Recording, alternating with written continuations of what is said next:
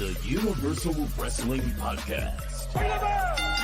Inside the ring, outside the ring, it's all here. We're talking about the greatest sport of all, professional wrestling. Come on! And now, here's Nick and Keith. Welcome to the Universal Wrestling Podcast. Special occasion. Keith, I am not wearing any sleeves. I'm wearing a cutoff for Justin. Justin, congratulations. You're back, baby. It's been over a year. Back. It's been over a year, and we couldn't be happier. This is a big moment, so grab your Capri Sun. Keith, let's cheers to Justin. Justin, welcome back to the UW Pod. What's up, buddy? How you doing? Man, it has been far too long. Yeah. I'm here, sitting on the sidelines, watching everybody else do this, getting such an urge to just want to come back. Yeah. WrestleMania this year came back, cooking on shows like crazy, just just happy as hell to be back still. Like, Speaking it just ate at me, just sitting back watching. Finished. I have to finish the story. He's back. He's finished. Beginning of the new story. Yes. And you can find Justin on the Circle of Debate podcast. Justin, talk a little bit about that. How's that been? Oh, I've been loving it. Good. That's it. That's all the time we'll give out. No, I'm kidding. It was so unexpected that Ivan of all people was going to bring me in. Like, I had only been on the show like maybe once or twice at the most, and just came back to do the Mania watch along, and he was just like, "You're part of this too," and I'm like, "Well, no more. I'm here." Hell yeah. Yes. I love it. So on today's episode, we are going to wrestle with Reddit. Everybody, let's say it together. Wrestle with Reddit. Reddit, yes.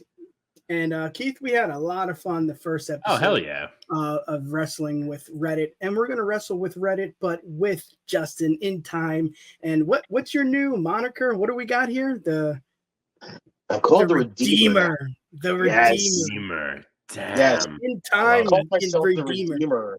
I call myself the Redeemer because I was like, I've been gone for so long. It's like, Bray. Whoa. Bray's taking over. Whoa. I think Uncle Howdy's taking over Keith's camera right now. It's a little scary.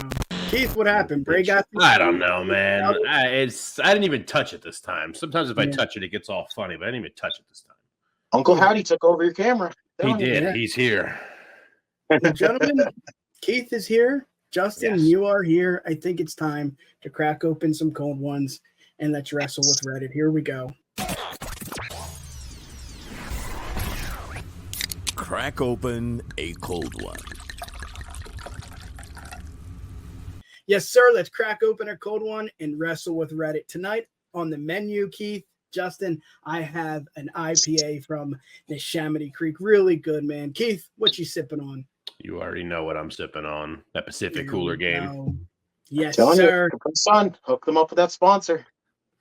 That Capri Sun money comes flowing in here. Like, it'd be great. Like I said, for good old buddy Pepsi Phil, we're drinking Pepsi tonight. Go, my man. Well, let's do it. Let's wrestle with Reddit. Here's the first one. Who was the WWE champion when you were born? This lady or gentleman went first, and it was John Cena. You know what? That kind of makes me feel old. Keith, I'll go first. Justin, let's get to it. The champion in 1990, December 28th, to be more exact, was the Ultimate Warrior. About 200 days. I don't know. I was not watching then, but hey, that's cool. Keith, what do you got there, brother? You weren't watching right when you came out of the womb? That's crazy. No. What kind of fan are you? Now, I got a pretty boring one as well. It is super depressing that there are people out there that like the first WWE champion when I was born was John Cena. It's like, holy fuck, I'm old. No, I had Hogan. July 7th, 89. He was in the midst of a run. So I had kind of a boring one with Hogan. And I got a fun fact one for later, but we'll let Justin go first. And let's hear it, buddy. What do you got, Justin? Who do you got? So my birthday fell in the middle of somebody's reign as well. February 11th, 1992 was the month right after the Nature Boy won the Royal Rumble and the WWE Championship at the exact same time, which we've seen how long that goes. And then he ends up dropping it to Macho Man, which, again, just I enjoy the hell out of that match that Flair and Savage had at 8.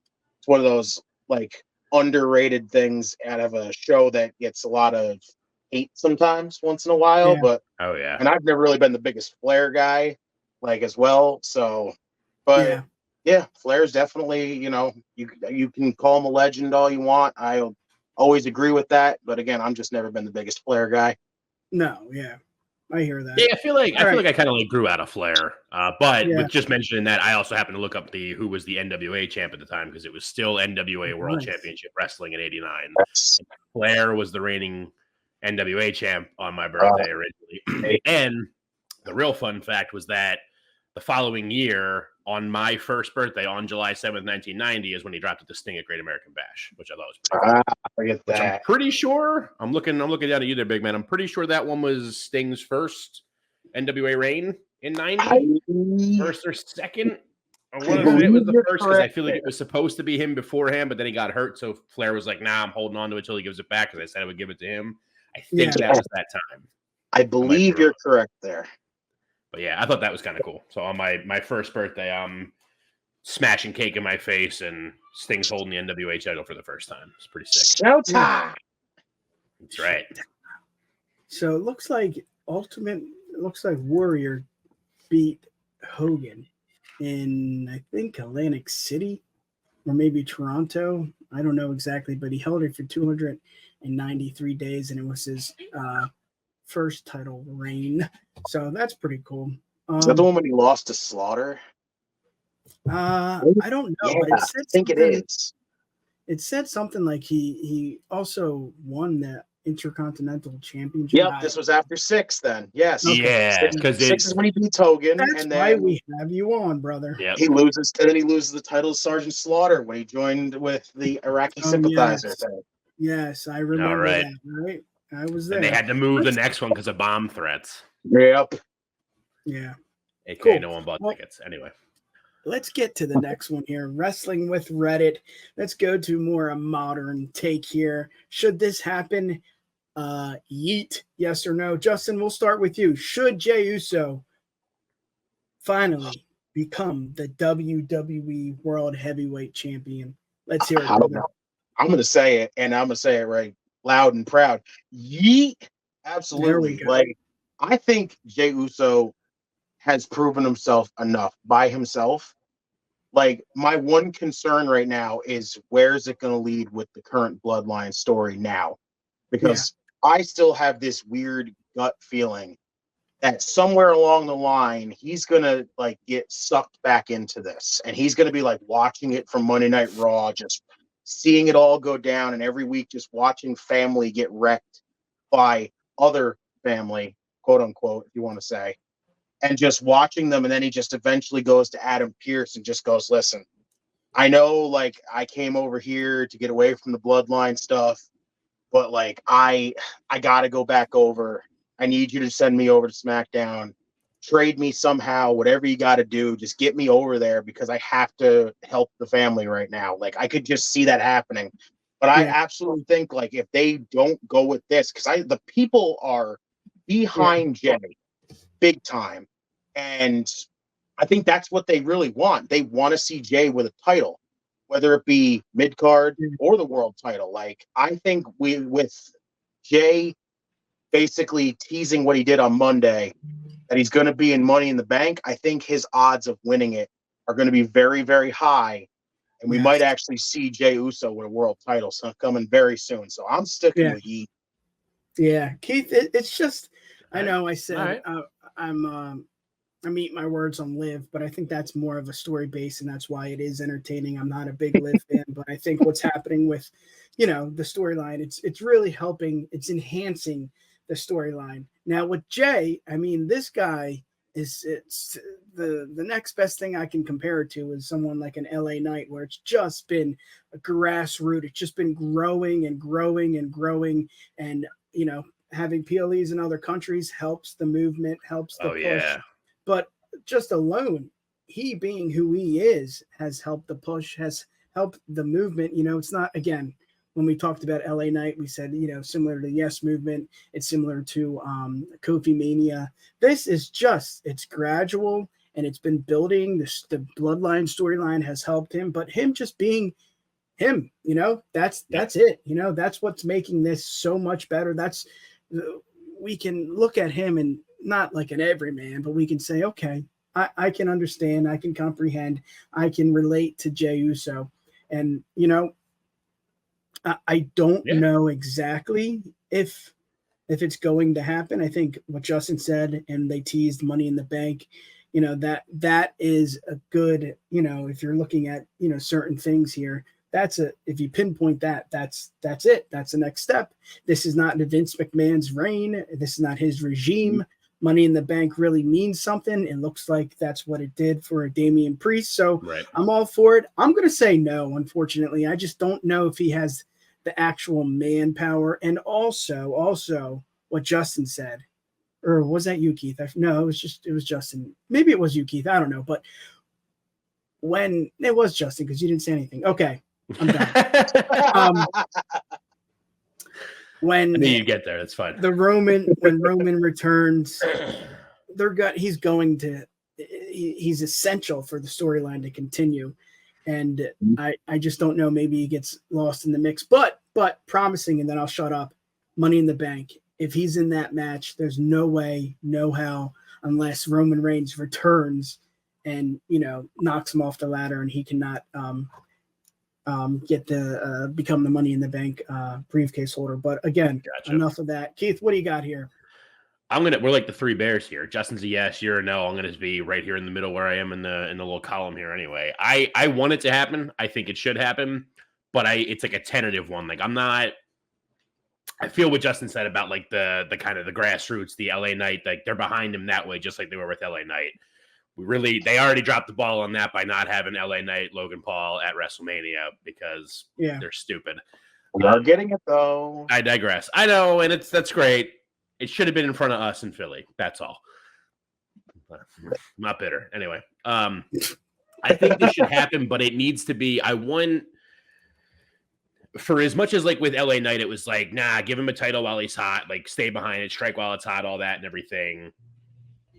I'm like the opposite with it with this, because like I want there to be enough of a story behind it. Like I don't want it to just be like he's hot, let's give him a title, but he's got nowhere for it, because then it's you run the risk of running into like the Hangman situation with Kenny. Everybody and their mother wanted Hangman to take it was such a great build, and it's not the same story obviously at all right now, but like everyone was so behind Hangman. Everyone wanted Hangman to win the title. Like, oh my God, we want it. He won it, and then we were all like, and just didn't really care like immediately. Still was getting decent reactions because he was still a face and everything, but it was just like he didn't have anything to really sink into once he got it. And I don't want that to happen with Jay, because he's got this big following and stuff already. I don't want them to give it to him and him just be like, yeah, yeet with the title. And they're like, yeah, okay, well, you got it. We're not really cheering for you to fight for anything anymore. Just, we want you to do something now. Which, I mean, there's a chance that he can. And that's why I'm saying it's like a tentative, because like he does have a lot going on, or can have a lot going on with the new bloodline and everything. And, you know, if they're messing with him in his run up, if he wins Money in the Bank and then anytime he tries to cash in, you know, Tama comes out, takes him out, Solo takes him out next time, you know. Yeah. Tongaloa, they call him now, not Tangaloa. He's Tongaloa. He comes out, takes him out. You know what I mean? Any of those kind of things. So like, there's definitely places for it to go. So I think it should happen. When is that's my, I don't know, not question mark to it. Money in the Bank should happen, and maybe that's what it comes from. So here's a good question. You said you wanted a story behind it, like seeing like some kind of story. What if he was like, say, to cash in on Drew? Drew is the one that's had the big story with him the whole entire time. You know, he's still not over that, just like he's not over the Punk stuff. If he's not over Jay takes the title from him, basically, and then now Drew's chasing after Jay. I dig it. I'm into that. I think they're going to end up pulling something like that with Drew, though, at Clash of the Castle. I think everyone thinks Drew's going to get his moment at Clash of the Castle because it's in Scotland and they're going to riot if he loses. So I think the opposite of Mania kind of is going to, well, no, the same thing at Mania is going to happen. Drew's going to have it pretty much wrapped up. Punk's going to come out, cost them, because that feud doesn't need the title. Punk and Drew have done a really good job, and I hate giving Punk props like now because of how much shit I talk when he came back. But those two have done a really good job building this feud to be really great without a title even needed to be in it. Mm-hmm. Punk cost it, let that keep cooking, let them have their feud. Drew can come back to have a title again. He's not going nowhere anytime soon. Yeah. Let him get it later. It's fine. Maybe he beats Cody down the line. Mm-hmm. That would be cool. You could thread that, like the storyline with at the press conference and all that. You know, it could work. Boys, let's get to the next one. Yeah. This one's going to be entertaining. Here we go. What are some moments in wrestling that had you looking like this? I mean, the easy ones, you know, Booker T and Trips at Mania, the Streak. There's a lot of really easy ones. Stone Cold turning on Vince. There's a lot of easy ones, but maybe more like personal to you. What had you looking like this? Justin, take it away, brother. What do you got? It doesn't have to be personal. It can just be whatever you want, but let's hear it. Honestly, I can go just recently. You know, when Jordan Grace showed up on NXT, like that look right there, pure definition of how I reacted that night. Like just watching that and sitting there and going, who's it going to be? Who's this going to be? And that siren went off, my jaw drops, and I just stood there in that exact same pose, just going like, I'm dreaming, right?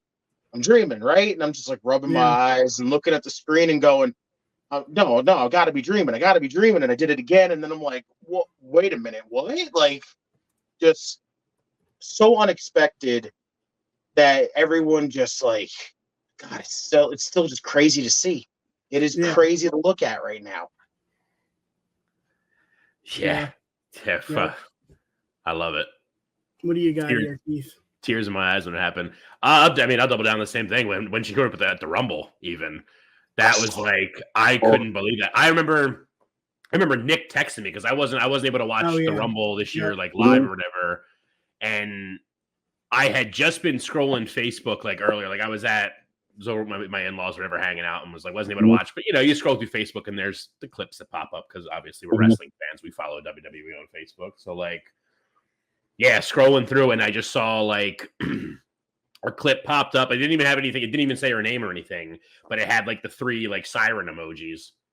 And I was like, well, we'll just watch what this is. And then it was just like, boom, Jordan Grace. And I was like, and like my sister-in-law was just like, what happened? I'm like, nothing, never mind. They're like, well, it's a wrestling thing. It doesn't, and they're all like, yeah, whatever. And moved on. I was just like this. I was like, no, what? Why is she there? Like, and I didn't realize the context of her still having the championship and stuff. I'm just like, she's here. She's finally here. Yes. And I still think we'll get that eventually now, but that was totally this face. Similarly, another personal one, friggin' when Triple H hoofed friggin' Rollins in the nuts and he pedigreed Rollins and let Owens pin him to win the Universal title. Fatal 4-way, that was not as like shocked as when Gray showed up at the Rumble, but that was another. I didn't, because everything leading up to that, they hadn't had their match or anything yet. He was the authority boy. I'm like, Triple H is there. He's going to help me. He's going to get it back, and then just boom. I was like, yes, my boy. Here we go. Yeah. You know what? I was thinking more negative with that look. Okay. What do you got? No, I got 2 really good ones. Actually, 3. So when The Rock returned. I was in college. I think it was like 2011, 2012, like the first time. Well, I guess it's not really the first time, but the first time he came back, it was just, I don't know. I had no like inkling that it was going to happen. And it was just nuts. Let's see. Oh, Mark Henry retiring in this salmon jacket. I love it. That's a solid one. I was just like, holy shit. And then the last one is, the first time. Now, the first time the ring collapsed, that was Brock and Big Show. Yeah, okay. That was only a SmackDown episode, wasn't it? Yeah, that was another moment. I'm trying to think of like when I actually like watched wrestling, because you could say like Hogan, Slim, and Andre, but I wasn't there. I didn't watch that. Yeah. Anything else, guys? Like obviously. Like you had said, there's the obvious ones like the Streak. that, you know, we don't want to say that one because that's like the cliche one, but everybody's face was this way, that way, that whatever, that way. Everyone's face is that way when it happened. It's the meme, the dude in the front row, just because, like, you know, that was one of those things we never thought would happen. Because, like, why would it? That's like, that would have been a great thing to like pay back his loyalty to everything with the Monday Night Wars and all. Just like let him be undefeated at WrestleMania for eternity. Basically, any of the Shield like betrayals are really like could give you that face. Like when Rollins first did it on both of them, like that was one of those shock faces.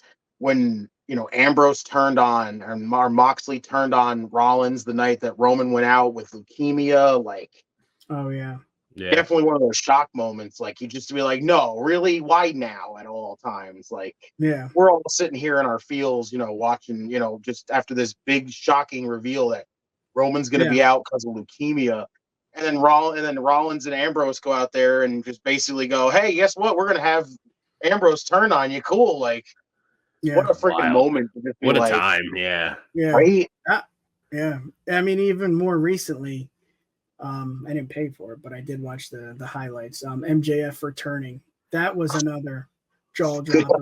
Just because of what he said and just they needed it. That was such an important moment in AEW history and for that event too. So yeah, there's a lot of good ones, man. There's just so many. I'm trying to think of any live. I mean, it's shit like this is like why like the thing, all these things we're talking about and like, you know, these moments, these face moments are like why like these are the kind of it's the kind of shit you want to try to explain to people and they're just like, well, why do you like wrestling? And it's like, oh, for this shit, like this is like this thing you think is so stupid, and that like I will acknowledge to some extent is fucking stupid. Like I spend time, you know, I make videos with my friends talking about, you know, like fake combat of dudes in like spandex, and I love it because like shit like this happens, you know, and you know you don't understand. Like there was this moment where this guy who is a zombie, basically, like he lost for the first time at this one event that happens every year. Like it's crazy. That's what it was. Like, you know, you can't explain that the right way to people without them being like, "All right, you fucking weirdo." Yeah. Tell even if you want to right now, just by the example of the picture that we have right here, the guy who's in the picture, the returns that he's had. Oh like, they're always one of there's one of them that's like it just left your jaw drop. The one where he came back where Roman's standing in the middle of the ring and he gets that freaking mega reaction at like I think it was Money in the Bank where he's just standing there and Roman's just like, listen, like he's like, oh man, like, you acknowledge me, and then just that music hit, just jaw drops. Friggin' night 2 at Mania, man, when the lights went out with the guy. I mean, I was screaming hoarse going, glass shatters, shatters. The glass didn't shatter, but still, I never thought I never thought I would see The Undertaker in a ring in my life because I didn't start going to wrestling events until he was tail ending it there. So like I was like, I just, you know, one of those things you just got to resign yourself to. Like I'll probably just never see The Undertaker in a WWE ring, and that's, you know, that's a part of it. I watched a bunch of it. It's fine.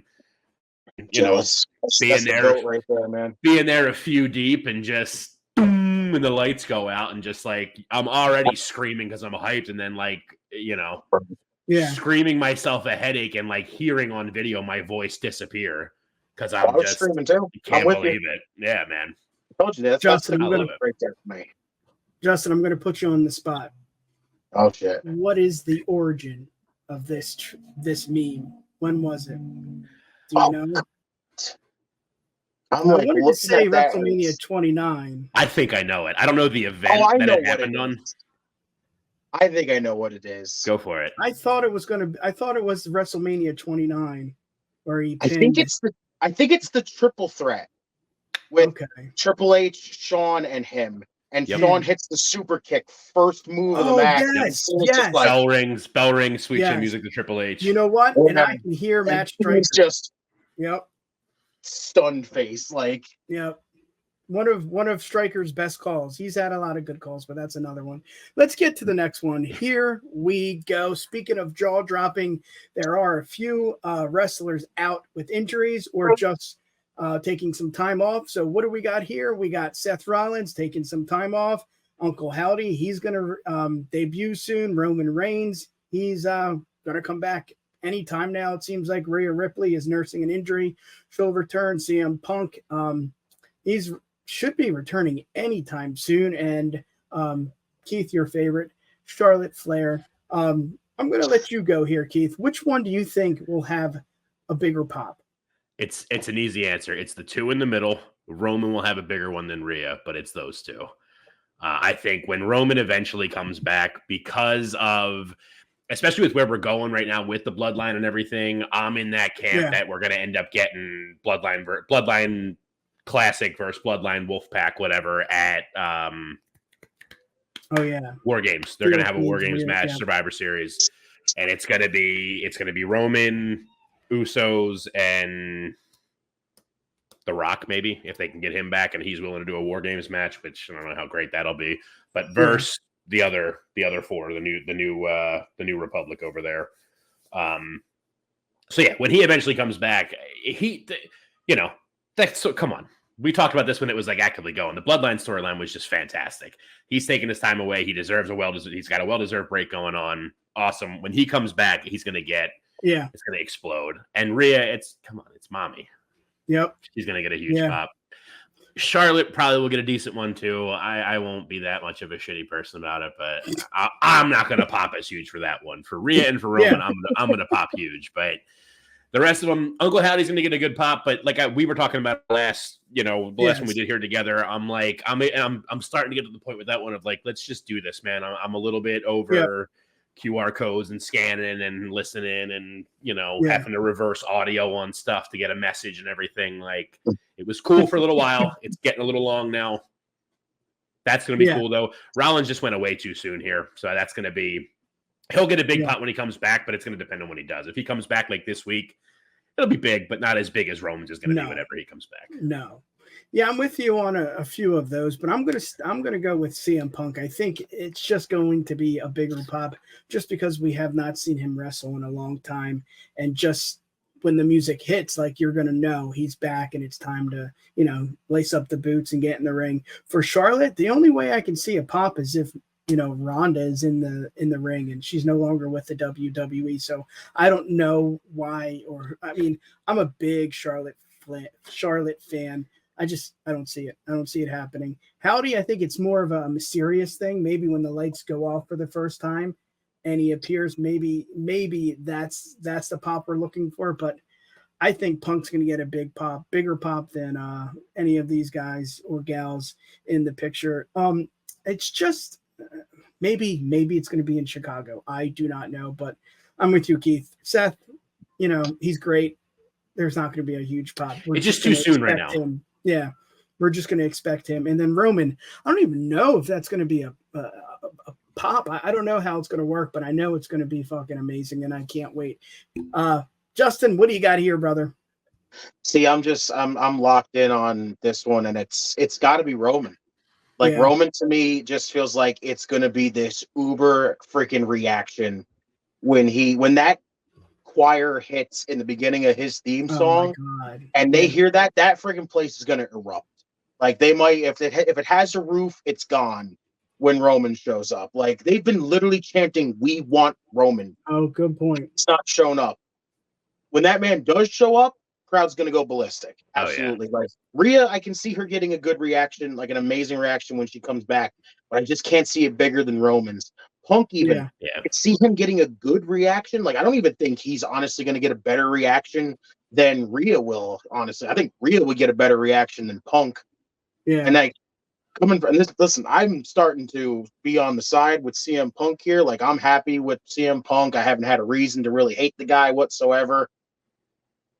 The Charlotte stuff, like with what's coming up, what I honestly believe is coming up for her, I'm not going to pop for it.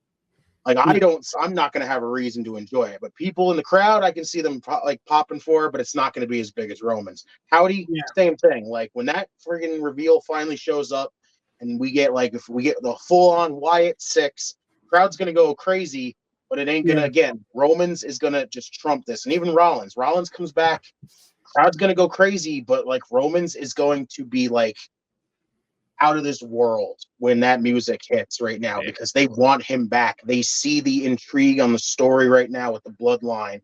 And it's like it needs Roman right now. So when Roman comes back, the big piece of the story is going to be there, and everyone's just going to go nuts. Yeah.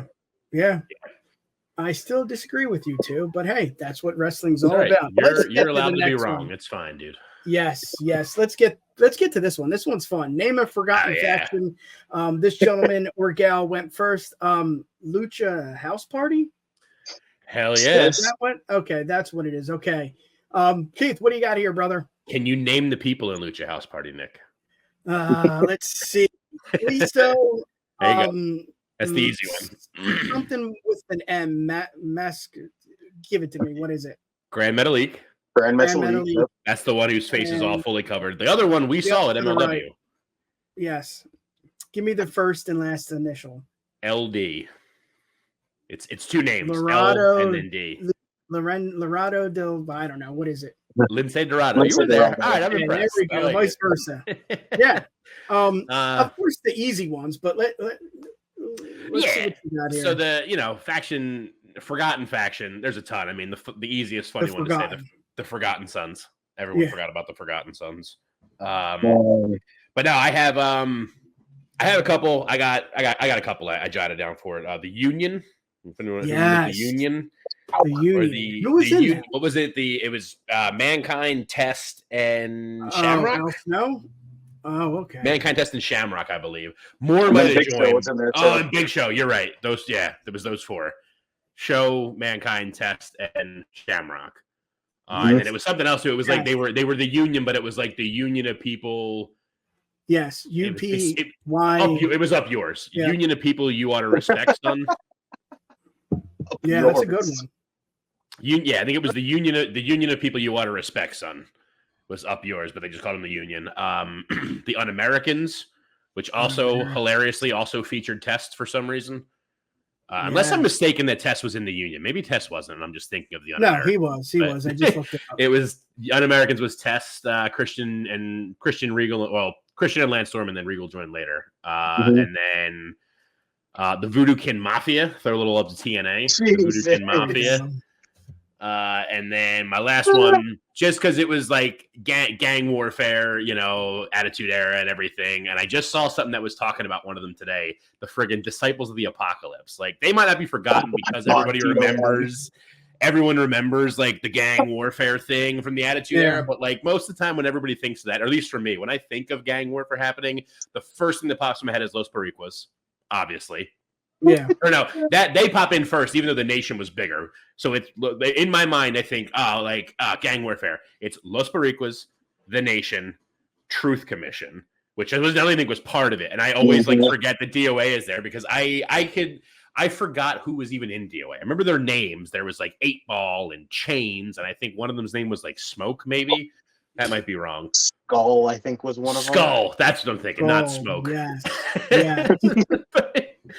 But just just there's a lot of really crap ones. I don't want to steal too many more. Who we got next? Is Nick going next? Justin, what do you got, brother? Yeah. Got one that I know a lot of if newer wrestling fans will not know of, and maybe a lot of older ones don't remember. And that's I'm going TNA route here. Aces and Eights. Listen, it's a faction that honestly I was so intrigued in, and how quick they dropped the ball on it. How uncontrollable it got to the point where it was just like, what are we doing with this now? It was so intriguing when it first happened and Sting gets jumped by these unknown masked men. And it's like, well, what's this going to be? What's this going to be? Can't wait to see some reveals on who these members are. They start seeing the members and I'm like, oh, okay. So it's like old jobbers and people that just are mid-carders and stuff like that. This is kind of losing it's steam right now. And then it just kind of kept going and going. And it was like, oh yeah, this correct me if I'm wrong. The first reveal in Aces and Eights is D'Lo Brown, I think. Wasn't he the first one to get unmasked? Devon. Yeah. Devon's the first one. I remember D'Lo Brown being an earlier one. And was just shit. He was the masked figure that was with the voice modulator on him, but it's like this D'Lo Brown. Look at his friggin' head. Look like, at the D'Lo Brown. He's got a very distinct faction. peanut shape. Like, look at the people that were in that faction. Oh yeah. You had Devon, you had D'Lo, you had Taz, you had friggin' Doc Gallows when he was just Doc, and Luke Gallows. You Mr. had Kennedy, Mike Mr. Knox. Anderson. Yeah, Mr. Kennedy / Anderson. Anderson, you know, like what? It's the TNA NWO, man. It just nosedived so much faster than the NWO ever did. It did. Yeah. I got three goodies. Yeah, what do you got? The Core. You guys remember the Core? No. Diet Nexus. Diet Nexus, Slater, man. Justin Gabriel, and Barrett Gabriel, Slater, and Ezekiel Jackson.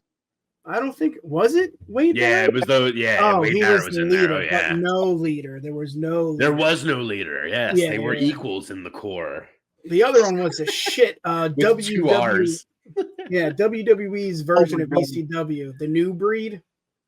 Oh Matt my Striker, god. Kevin Thorne. Oh my god, yeah. Elijah Burke, and man, he had such a good special move or finisher. Marcus Corvon. Remember he had that down. I love that song. And Justin, this one's for you. Do you remember La Familia? Oh my god. Edge and Chavo and freaking Bam Neely of all people. Jesus, you are good. Yeah, what I got here is Chavo, the Edgeheads, and the bodyguard Bam Neely. Who was Bam? Was that his Bam Neely? Man. What a horrible wrestling name. Yeah, I mean the Core was just something. I mean, it's just like what can you do after that? You know, the Core. I feel like the Core was like the original Nexus was like such a hot thing. And then they completely destroyed it with the Survivor Series match, and then they went, "Oh shit! Wait, let's try again real quick. We'll just give them a different name. We'll put like pretty much the same guys back in. They can do it again." And then it's like, no, they can't because you fucked them all. They needed CM Punk to save that, and even Punk couldn't save the Nexus at that point. Well, and even with that was like the new one, so at least it was like you could kind of be forgiven. It was because that was Husky Harris and Jesus, I can't think of their names now. Husky Harris, and then the guy who does Cirque du Soleil now, Mason Ryan. Mason Ryan's in Cirque du Soleil now. He's like he's one of the main like acrobats in Cirque du Soleil now. Good for him. No way. Yeah. Or he was in one of them. I don't know how Cirque du Soleil works, but one of their big ones within the last like 5 years, he was like one of the main acrobats in it, or like a strongman in it or something. Hey, at least he found something after wrestling. Hey, shouts to Mason Ryan. Probably making more money doing that too. Way safer. Hey, shouts to Mason Ryan. Let's get to two quickies. Here's the next one. Is Bill Goldberg overhated? Ah, man. This one's a tough one because he's done so much wrong in the WWE and WCW. I mean, yes, Bret Hart is a crybaby, but he legit put him out for the rest of his career. He can no longer wrestle because of Bill Goldberg. So it's a fine line, and I'm going to say no. I don't think he's overhated. I think he's right. It's rightfully so. I think he's done enough wrong in the business, and when he even talks about the business, he's just like, it's always, I was a football guy. He was never a wrestler. And for me, yes, there are some people in wrestling now that that wasn't their first love, and I'm still a huge fan, but just the way he talks about it, the way that he just is bravado, it's just like blah. So no, I think it's rightfully so. I can't think of the right word, but he is overhated for a good reason. Keith, help me. I can't put one and one together. You kind of crushed it, man. Like I was gonna say I think he's adequately hated.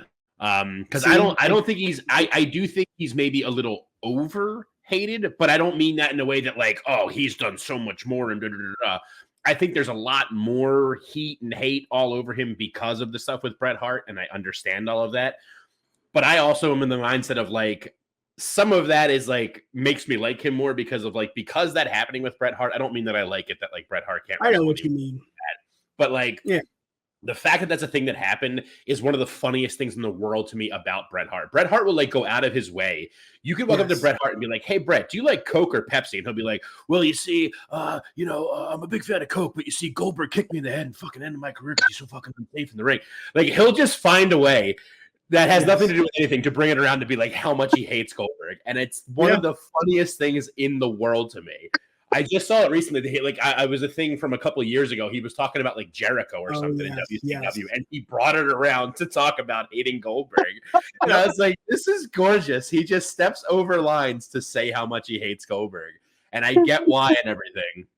But yeah, I think he's adequately hated. There's a part of me that has like a lot of love for him because I grew up. I was a WCW kid to start, so in the beginning when he first came up and was just getting in the ring. Power move, spear, jackhammer, 1, 2, 3, another one for the streak. Amazing. You're not gonna show that to an 8-year-old kid who's gonna be like, this is stupid. You're showing to an 8-year-old kid who's just like, oh my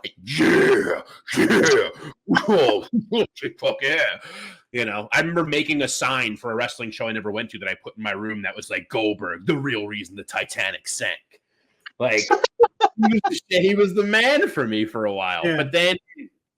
It got going and everything, and then once he got into exactly, I grew up.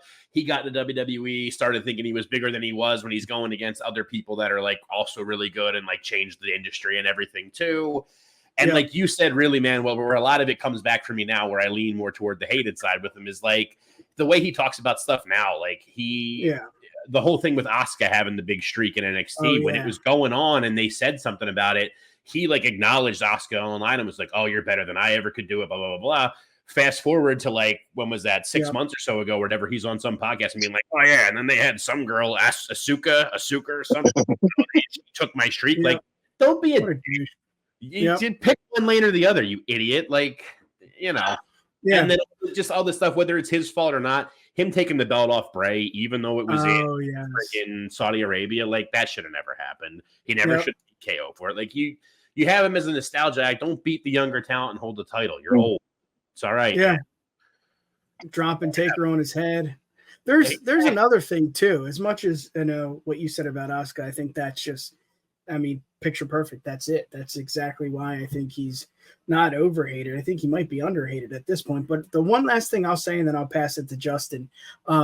Him with the streak being so green, I think that pissed a lot of real wrestling fans and also wrestlers who, driving up and down roads nonstop and, town to town. And this guy he's green, he has a streak.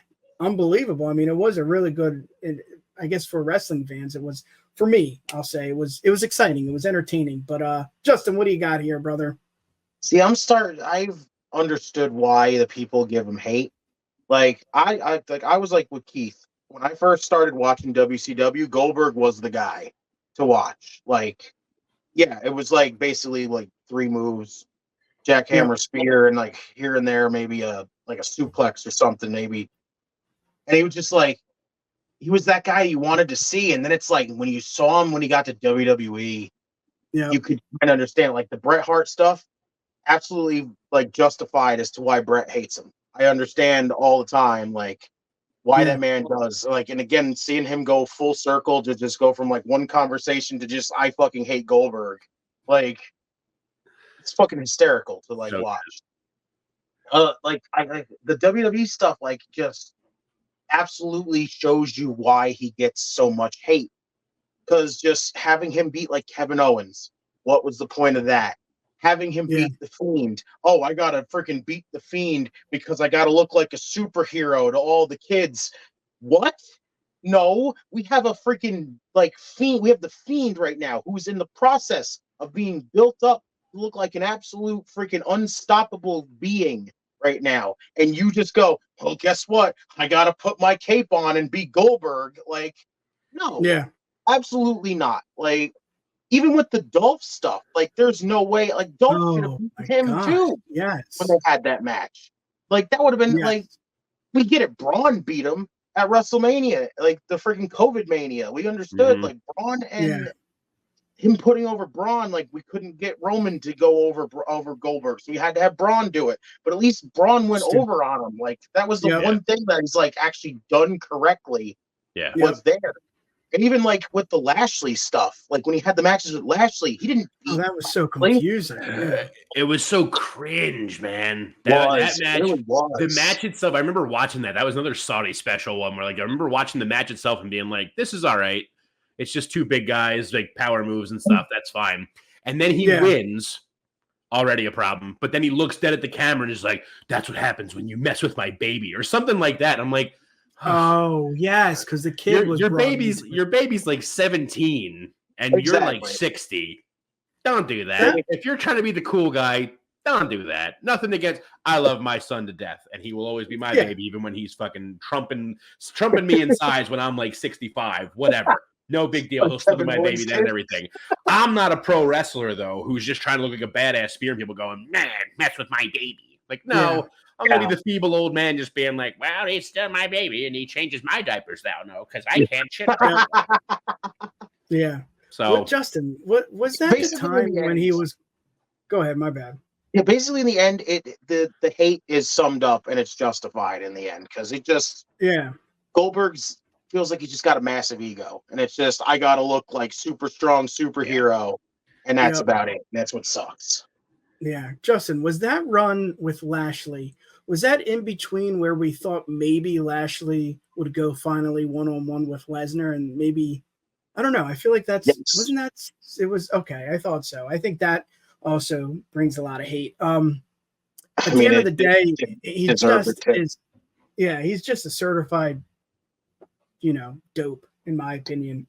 Just he never really loved the industry. I think Vince brought him in, like you said, Keith, to an extent where it's a larger than life legend every now and then. But just the storylines and the way that some matches went in his favor just didn't make any sense. And I think he's underrated. I don't know, just something about him. I mean, yes, his entrance was really cool and all that, but him blowing smoke and all that. But I don't know. Just go back to the Asuka thing. That really pisses me off. Yeah, that's just I mean, all right, gentlemen. He basically became what Brock did. He basically became what Brock did, where it was just he knew he could get a call to make a paycheck, and that was about it. Yep. Let's get one more in. Here we go. The next one. What are some of the best storytelling matches? Now, there are storylines that have been really good. Obviously, the Bloodline, Kofi Mania, WrestleMania, but in the actual match itself. So I'm going to go with one of my favorite matches, Keith, HBK and he is Shawn Michaels. Shawn Michaels going one-on-one with Ric Flair and putting Old Yeller down. Oh. The storyline was great, but just the match itself, I think that's why I love it so much. Just the storytelling. It's just, the "I'm sorry, I love you" to him on his knees crying. I mean, the family's there. It's really something special. So I'm going to get that one out of the way. That's an easy one. Justin, storytelling matches. Give me some of the best. So I've got really a couple. Like I got two here. Like if you want to talk about like just Johnny Gargano and Tommaso Ciampa. Any matches that they had, the stories that were told, not even just leading up to the matches, but in the matches as well, always were phenomenal. The other ones were Triple H and Shawn Michaels. Like when those two just how it went from the quick little DX reunion to the pedigree to the Shawn coming back at SummerSlam to just Triple H them having that insanity Hell in a Cell match that they had. Like the world title matches that they've had. Shawn beating him in the Elimination Chamber. It's just the stories that those two told, they were always great partners, but they were always great rivals at the same time. Couldn't have said it any better. What do you got? Beautiful. Let me hear some others. So I got my big. Oh, I don't know. My bad. Go for it, Justin. No, you're good. I think that's honestly. Justin could go on. No, I could throw maybe one more in there, like really, and that's Taker and Shawn. Yeah, just the stories that they've had. No, with Trips as a ref. Yo, trips with the ref. Yep. That's The a good call. history that those two had that led to, I'll shut up. easily one of the greatest WrestleMania matches ever. Like, come on. Yeah. I love it. Yeah, absolutely. Keith, Totally. You cannot say KO and you cannot say Sammy. No. Oh, come on. That's all right. I can think of other ones. Well, yeah, no, technically then, Kevin Steen, El Generico, ladder, no. No, I think the first one that popped in my head when I saw this was Cena Punk, Money in the Bank. Oh my God. The start to Summer of Punk. I rag on Punk a lot now because of what he is now and everything and whatever. We don't have to go into all that. But the match itself, that match at the time, that was that was like I feel like that was the first time in like a while at that point that we had seen the Mr. McMahon like character like coming down and like trying to pull the screw job stuff like at ringside, like trying to like hold on, like so desperate, like don't let him win this, and then he does, and the kiss in the crowd and all, like, oh damn, like just hit like McMahon trying to get Cena to do anything like to hold on to this thing for him that like it still doesn't happen, and it could have gone on longer with the Summer of Punk and whatnot after, but that's like beside the point. That match in and of itself, like the story in that, and perfect.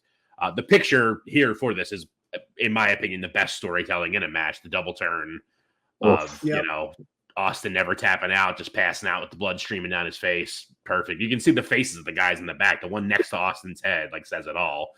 Just like this incredible thing going on. I think Justin had said that Taker and Michaels never had a bad match really, besides Australia when they were all really old. I think there's another really good one in the it's what was it? Brett and Taker. Was that a Hell in a Cell with Sean as a special guest ref? No, it's just that whole story going on where like Sean's supposed to be impartial and he is and whatever, and then Brett spits in his face. And Michaels goes to super kick him, but he hits Undertaker instead. So he's got to count the pin for Brett and him. Just Michaels' attitude era. Michaels was like a douchebag and everything behind the scenes and all that and politicking and whatnot. But like, you watch his stuff from then and you're just like, let the guy do whatever he wants. Like it was the best sell of like being a ref, of him like being so reluctant to count the pin, and he finished like the 1, 2, and he 3, and he's like. You can see how pissed off he is that he had to do it because it's his fault. He just smoked Undertaker in the face because Brett spit in his face. Yeah. And I'll go with those. Ones. I got a few. I'm gonna say two easy ones. You brought up Taker and Sean, but when it was Taker versus Trips, and I think Sean was Hell in a Cell. Yeah, that was just storytelling because they were saying it nonstop. This is the end of an era, and then walking up the ramp. I mean, we've seen them again and again and again, but still, that the storytelling for that exact match was just phenomenal. I'm going to bring it up. Hogan and The Rock at Mania 18. It was an okay build-up, but that freaking match, just the beginning, the stare down. I mean, that's it. One of my favorites. Let's see if I can remember this. Justin, I'm glad you're here with us. It was when he was Walter versus my boy Tyler Bate, and I think Walter was a champion and he retained it. It was in like 2019. It was like an NXT UK something special takeover. Yes. Dude, again, just a storyline with just bigger than life Walter going one-on-one with this little dude who's just an ass kicker. Most recently, one of my favorite matches of all time, it's up there. Jey Uso going one-on-one with Roman Reigns, and I think that was Hell in a Cell too. Right? The Hell in a Cell I Quit match. It was that was I Quit. It was both Hell in a Cell and I Quit. Oh. Okay. Well, yeah. The only time two matches really have ever been combined like that. Solid. Wow. That's why we have you on the program. Justin, it's been an honor. It's been a privilege. It's been fun. It's been real fun. just so nice to have you back on. Just so nice man, to just for real talk wrestling, man. It's just something special, and we're so happy that you are back, baby. Justin, give the people what they want. How can they find you?